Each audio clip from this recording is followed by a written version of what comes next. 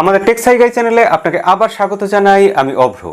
যারা আমাদের চ্যানেলের পুরনো দর্শক, অনেক দিন আগে থেকে শুরু থেকে আছেন, তারা জানেন যে আমাদের টেক সাইগাই চ্যানেল শুরুতে তার নাম ছিল ইওর টিউব, অর্থাৎ আপনাদের চ্যানেল। এই জায়গা থেকে, এই দৃষ্টিভঙ্গি থেকে শুরু করেছিলাম যে এই চ্যানেলটা আমাদের সবার চ্যানেল, আমাদের সবার চ্যানেল। তো যাই হোক, সময়ের সাথে সাথে অনেক কিছু পাল্টেছে এবং তার সাথে সাথে এই বলাটাও পাল্টেছে, কিন্তু মানুষের শিকড় ভুলে গেলে কখনো চলে না। তাই ভাবছি আবার পুরোনো জায়গা থেকে শুরু করি। আজকে আবারও তাই নতুন করে বললাম যে আপনার ইওর টিউব চ্যানেলে বা আপনার টেক সাইগাই চ্যানেলে আপনাকে আবার স্বাগত জানাই। আমি অভ্র। আজকে প্রচুর টেক নিউজ আছে, অবশ্যই ভালো ভালো ইন্টারেস্টিং টেক নিউজ আছে। OnePlus-এর ব্যাপারে বিশেষ কিছু কথা আছে, সব কিছু বলবো। তবে তার আগে হুয়াওয়ের কথা দিয়ে আজকের টেক নিউজ আমরা শুরু করি। এবং হুয়াওয়ের ব্যাপারে আমরা জানি যে হুয়াওয়ের বিরুদ্ধে যবে থেকে আমেরিকা ব্যান এনেছে তবে থেকে হুয়াওয়ের বেশ একটা সংকট তৈরি হয়েছে। হুয়াওয়ের কিরিন 9000 প্রসেসর তারা লঞ্চ করেছে এবং যেটা সম্ভবত তাদের শেষ কিরিন প্রসেসর হবে। এবং কিরিন 9000 প্রসেসর দিয়ে তাদের যে প্রথম ফোনটা আসছে, যেটা অলরেডি এসে গেছে প্রায়, সেটা হচ্ছে হুয়াওয়ে মেট 40 প্রো, একটা ফ্ল্যাগশিপ ফোন। এবং সেই ফোনটা বেঞ্চমার্কস করে, অনটু বেঞ্চমার্কস করে যা স্কোর করেছে, চমকে দেওয়ার মতো। গতকালই আপনাদের বলেছিলাম যে এক্সিনোস 1080 এই প্রসেসরটা প্রায় 7 লাখের কাছাকাছি স্কোর করেছে। এবং হুয়াওয়ে 9000, কিরিন 9000 এই প্রসেসর দিয়ে মেট 40 প্রো এই ফোনটা স্কোর করেছে প্রায় 7 লাখ, প্রায় সমান, এবং সেটা চমকে দেওয়ার মতো স্কোর। এই ফোনটাতে আমরা যা দেখতে পাচ্ছি এই বেঞ্চমার্ক স্কোরের লিস্টিং থেকে, যে এখানে 8GB 256GB র্যাম আর রম আছে, কিন্তু এই ফোনটা অ্যান্ড্রয়েড 11 নয়, অ্যান্ড্রয়েড 10-এর ওপর চলছে। কারণ আমরা জানি বিভিন্ন রকম সমস্যা রয়েছে। এনিওয়ে, ফ্ল্যাগশিপ ফোন, ভালো ফোন হবে আশা করা যায়, কিন্তু বাদবাকিটা আর বলার মতো নয়। আমরা পরের খবরের দিকে যাই। আজকে যখন আপনি টেক নিউজ দেখছেন তখন এই মুহূর্তেই হয়তো অ্যাপেল আইফোন 12-এর লঞ্চ ইভেন্ট চলছে, এবং সেই লঞ্চ ইভেন্টে কি হবে না হবে সেই নিয়ে কালকে সবকিছু আমরা আলোচনা করব। তবে আপনাদের জানিয়ে রাখি যে ফক্সকন কোম্পানি এই মুহূর্তে, মানে দিন রাত 24 ঘন্টা শিফটে, মানে শিফটিং ডিউটি হচ্ছে, একটা না কেউ 24 ঘন্টা কাজ করছে না, কিন্তু 24 ঘন্টা সেই কারখানা চলছে, সেখানে অ্যাপেলের আইফোন 12 প্রোডাকশন চলছে। এবং যেহেতু সময়টা খুব কম ছিল, কোভিডের জন্য অনেক লেট হয়ে গেছিল, সেই কারণে দেরি করে প্রোডাকশন শুরু হয়েছে, তাই এখন এরকম দিন রাত এক করে কাজ করতে হচ্ছে। এবং ফক্সকন কোম্পানি 14 সেপ্টেম্বর থেকে এই শিডিউলটা শুরু করেছে, যখন দিন রাত 24 ঘন্টা কাজ হচ্ছে টানা। চীনের সেনজেন শহরে ফক্সকন কোম্পানি আমেরিকান আইফোন 12-এর প্রোডাকশনের কাজ চালাচ্ছে 14 সেপ্টেম্বর থেকে। এটা প্রমাণ করে দিচ্ছে আমরা আসলে গ্লোবালাইজেশনের যুগে বাস করি।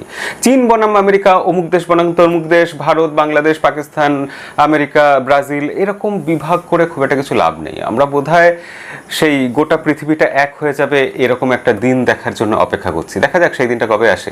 আর এখন অবধি আমাদের টেক নিউজ কেমন লাগছে? যদি ভালো লাগে অবশ্যই অনুরোধ করবো যে লাইক বাটনটা প্রেস করে দেবেন, আর খারাপ লাগলে ডিসলাইক বাটনটা প্রেস করে দেবেন। কোনো কিছু না করে যাবেন না প্লিজ।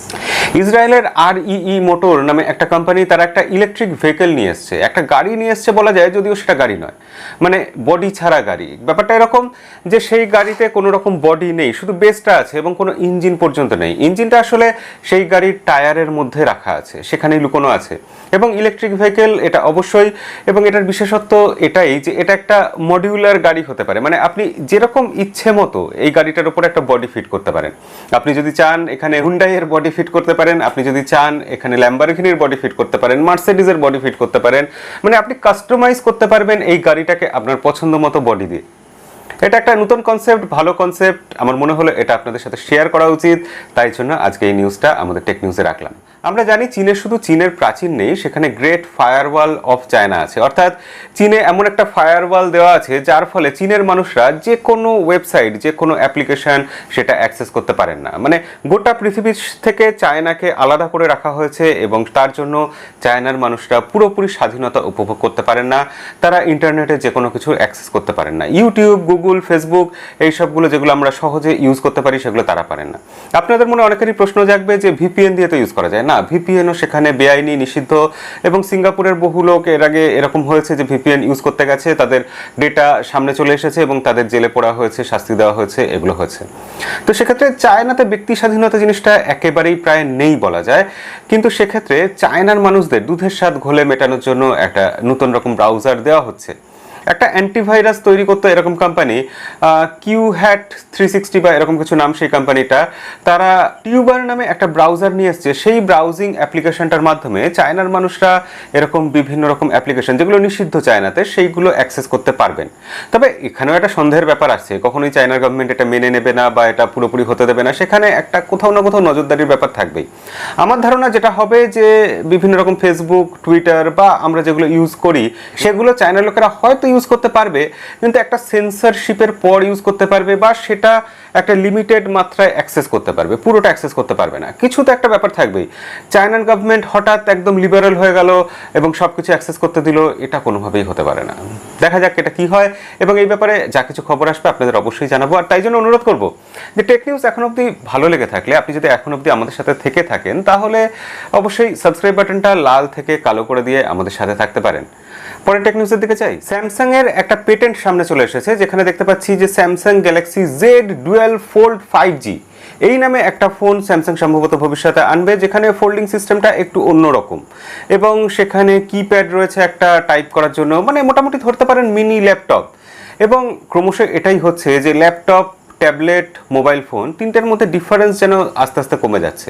ভবিষ্যতে হয়তো এরকম হবে, ল্যাপটপ বলে আলাদা কিছু থাকবে না, ট্যাবলেট বলে আলাদা কিছু থাকবে না, স্মার্টফোন বলে আলাদা কিছু হবে না, সব কিছু ফোল্ড টোল্ড করে একটা বড় সড়ো জিনিস থাকবে যেটা আমরা ফোল্ড করে পকেটে নিয়ে ঘুরতে পারবো। মানে একটা কম্পিউটার হবে যে কম্পিউটারটা আমরা ঘড়ির মতো হাতে পরে ঘুরতে পারবো বা চোখে সানগ্লাসের মতো পরে নিতে পারবো বা পকেটে রাখতে পারবো। এই দিন আসছে, খুব বেশি দূরে নেই। ওয়ানপ্লাসের তরফ থেকে একটা সস্তা 5G ফোন, সেটা আপনাদের বলেছিলাম যে আমেরিকাতে লঞ্চ করবে, তারপর হয়তো গ্লোবালি আসতে পারে। OnePlus N100, যেটার একটা কোড নেম আর কি, সেই OnePlus নর্ডের সেই ফোনটা N100 সেটা গ্লোবালি লঞ্চ করছে এবং হয়তো খুব শিগগিরই চলে আসবে, কারণ সেই ফোনটা থাইল্যান্ডের NBTC সার্টিফিকেশন সাইটে লিস্টেড হয়ে গেছে। সেক্ষেত্রে সস্তায় একটা OnePlus-এর ফোন, যেটা OnePlus নর্ড হবে, যেটা 5G ফোন হবে, যেটা শোনা যাচ্ছে লিক অনুযায়ী, গতকালে টেক নিউজে বলেছিলাম যে 17,000 রুপি ইন্ডিয়াতে দাম হতে পারে, বাংলাদেশে 23 থেকে 24,000 টাকা ম্যাক্সিমাম একটা 5G ফোন হতে পারে। সব থেকে সস্তা 5G ফোন OnePlus হয়তো নিয়ে আসবে, দেখা যাক কি হয়। এবং OnePlus-কে নিয়ে ইদানিং বেশ বিতর্ক চলছে। এক তো নোট সিরিজ তারা লঞ্চ করেছে, তার ফলে তারা ব্র্যান্ডের যে একটা ভ্যালু থাকে সেই ব্র্যান্ড ভ্যালুটা তারা বোধহয় হারিয়ে ফেলছে, এরকম একটা আলোচনা হচ্ছিল। প্লাস OnePlus-এর যে অক্সিজেন ওএস আছে, যেটা একটা এক্সক্লুসিভ জিনিস, যেটার জন্য লোকে শুধু ওই এক্সপিরিয়েন্সটা পাওয়ার জন্য লোকে OnePlus-এর ফোন কেনে। সেই OnePlus-এর অক্সিজেন ওএস-এর যে 11, যেটা নতুন ভার্সন আসছে, সেটা নাকি স্যামসাংয়ের One UI এর মতো হয়েছে, সেটা থেকে ইন্সপায়ার্ড হয়েছে এবং তার জন্য লোকে খুবই হতাশ হয়েছে, এরকম একটা খবর। সেক্ষেত্রে OnePlus-এর ব্যাপারে বেশ নেগেটিভ আলোচনা ইদানিং চলছে কিন্তু খুবই। এবং OnePlus-এর প্রতিষ্ঠাতা, যে দুজন প্রতিষ্ঠাতা ছিলেন, কো-ফাউন্ডার, একজনের নাম পিট লাও আর একজনের নাম কার্ল পেই। তো পিট লাও অলরেডি OnePlus থেকে প্রমোশন পেয়ে বলা যায়, বা যে কোনো কারণেই হোক, তিনি OnePlus থেকে শিফট করে ওপ্পোতে ফিরে চলে গেছেন। কিন্তু কার্ল পেই, তিনি এতদিন OnePlus-এ ছিলেন, OnePlus চালাচ্ছিলেন। এবার কার্ল পেই শোনা যাচ্ছে তিনি OnePlus ছেড়ে দিচ্ছেন, OnePlus ছেড়ে চলে যাচ্ছেন এবং নতুন কিছু করবেন তিনি, এরকম একটা খবর শোনা যাচ্ছে। এবং কার্ল পেই, পিট লাও সবাই চলে যাচ্ছে। একটা এরকম কোম্পানি, যে কোম্পানিটা একসময় ব্র্যান্ড ভ্যালু তৈরি করেছে, ছোট কোম্পানি থেকে বড় কোম্পানি হয়েছে, যদিও তার পিছনে গল্পটা অতটাও ভালো নয়। যে OnePlus অনেক মিথ্যে বলে বা গ্রাহকদেরকে কিছুটা ঠকিয়েই বলতে পারেন, তারা এই জায়গায় এসে পৌঁছেছে। এ ব্যাপারে অবশ্যই বিস্তারিত ভিডিও বানানো দরকার, আমি বানাবো অবশ্যই। কিন্তু OnePlus-এর ভবিষ্যৎ দেখে আমার কিন্তু খুব একটা ঠিক মনে হচ্ছে না। আপনার কেমন মনে হচ্ছে?